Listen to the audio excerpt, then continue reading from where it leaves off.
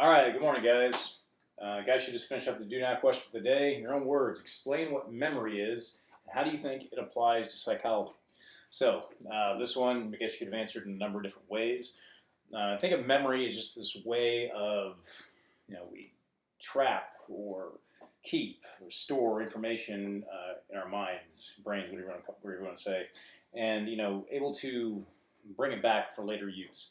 So, at one point in time, if I said, hey, what does the color red look like? Well, haha, I know you're all making your colorblind jokes already, but we're just going to move past that. So if I ask you what the color red looks like, and I tell you to close your eyes and imagine the color red, chances are most of you guys can do that. Or if I say, hey, what does a giraffe look like? And so you guys are able to kind of get a picture in your head of roughly what a giraffe looks like. Okay, so that's information that at one point in time you didn't know, but through, because either it's repeated a number of times, either you maybe interact with one or seen this enough times, it got stored up there. So when you close your eyes, you can picture what that means, what that looks like. Even if you haven't seen maybe a picture of giraffe since you were like, the third grade. Somehow, some way, shape, or form, it got stored up there, and now you can bring it out whenever you want. And that's memory. So whatever you guys have, just make sure you have about 45 sentences, make sure you get it jotted down. So today's lesson is actually not going to take that long, but at the end of it, there's a video I do need you to watch. It's a little bit longer than usual, but just kind of bear with me, because it kind of emphasizes and it discusses something that I love to do in class when I teach this course, but unfortunately, with us doing the video lessons, it's not something I can really do. It's something we kind of need to be in class together to do. So unfortunately, this is kind of a substitute for that. Hopefully it goes well, and hopefully you guys get something out of it. But for right now, we're just going to go over a few terms to discuss with our discussion with memory. You might be familiar with some of these already, and that's fine. We're going to go through them anyway, and maybe, hopefully, you guys learn something new in the process. So here we go. So first off, term memory.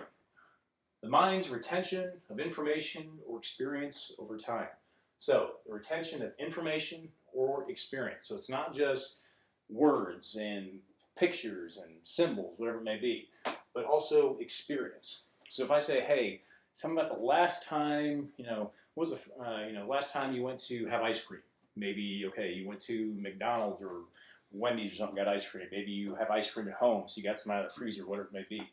But, you remember that experience where, oh, it was cold. It was, I was feeling bad, then I had some ice cream and I felt good. So that experience stays with you as well. And that is up there with, remembering what 2 plus 2 is and how to draw a triangle, things like that. It's all encompassed in your memory. So pretty straightforward, pretty simple. Next up, we have encoding. And actually, I'm going to take a half step back. So we have memory, and then we're going to be discussing the process of how to, how memory comes to be. How does it go from information we don't know to how does it get stuck up there, whether it be long-term, short-term, what have you.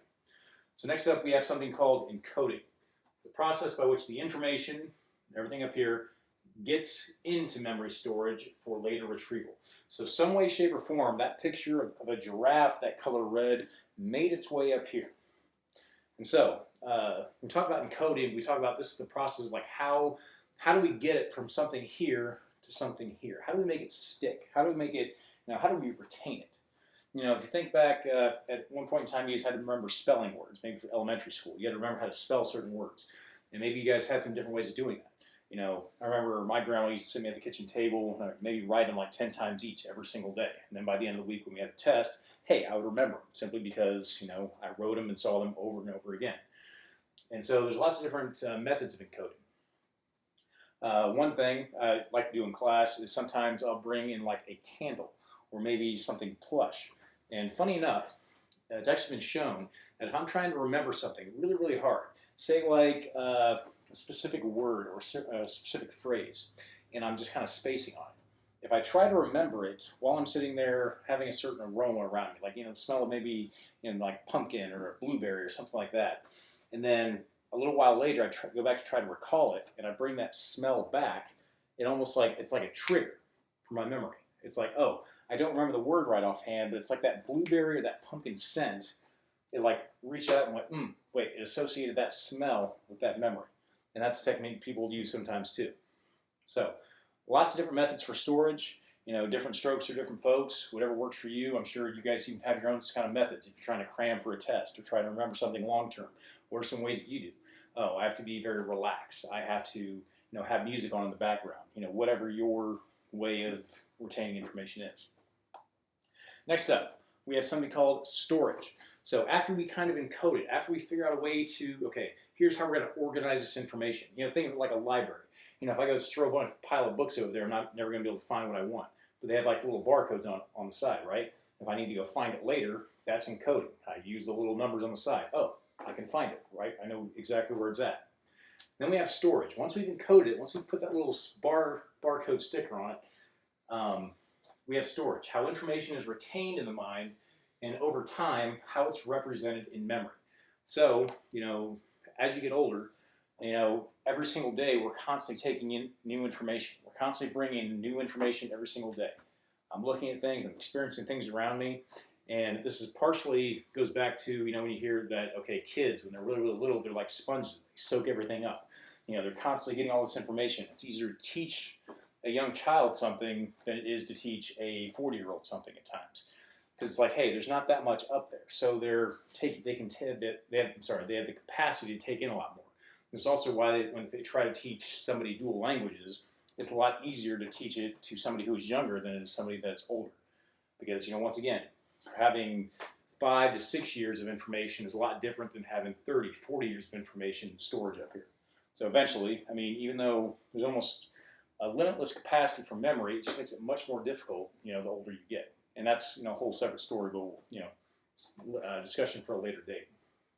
So once again, storage, how information is retained by the mind over time and how it's represented in memory. So when I go back to try to get the information, how do I go about getting it? Going back to my pumpkin and blueberry example. If I know that, hey, I can draw that memory out by smelling that pumpkin or blueberry, okay, that's kind of how it's represented in memory. And when you guys watch the video at the end of this lesson, he's going to get into a bunch of different encoding techniques, and hopefully you'll understand more what I'm discussing now.